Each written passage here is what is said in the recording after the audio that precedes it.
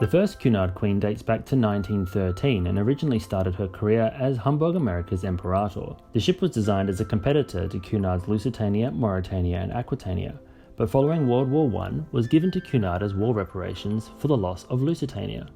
Operating her for a brief period under her German name, the company gave the ship a refit and renamed her Berengaria after the Queen Consort of Richard I. This makes her the first Cunard Queen. The second Cunard Queen is the Queen Mary, which entered service in 1936. Queen Mary was named after Mary of Teck, the Queen Consort of King George V.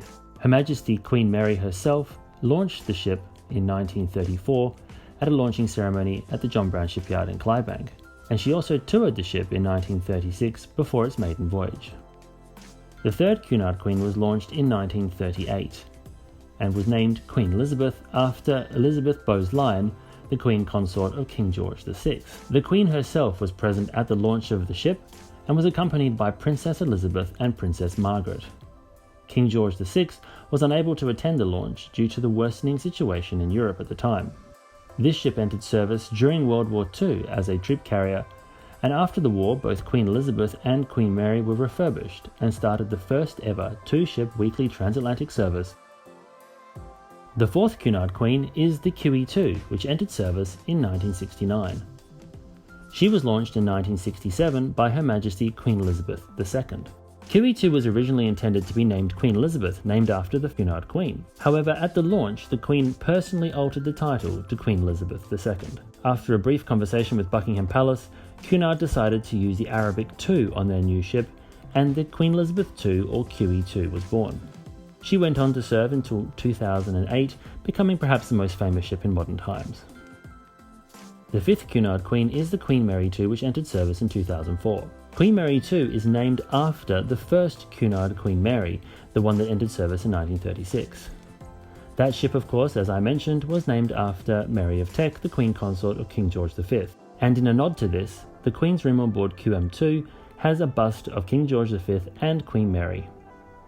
The sixth Cunard Queen entered service in 2007 and was named Queen Victoria. The ship was named after Her Majesty Queen Victoria, a reigning monarch, and was christened by the Duchess of Cornwall. Queen Victoria was the first Cunard Queen not to be an ocean liner, and in fact was designed as a cruise ship of the Vista class, although her bow was strengthened and she was lengthened slightly to allow for the installation of the Queen's Room.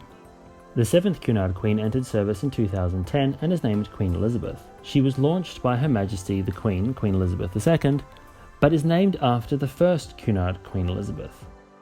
This is displayed on board the ship with a wooden marquetry panel that is in the grand lobby that depicts the original Queen Elizabeth of 1938. So in summary, Cunard has had 7 ships named after queens. 2 of those are named after reigning monarchs, Her Majesty Queen Elizabeth II with QE2 and Her Majesty Queen Victoria with the Queen Victoria. The remaining Cunard Queens are named after Queen Consorts. Her Majesty Queen Elizabeth II launched 3 of the Cunard Queens, the QE2, the QM2 and the current Queen Elizabeth.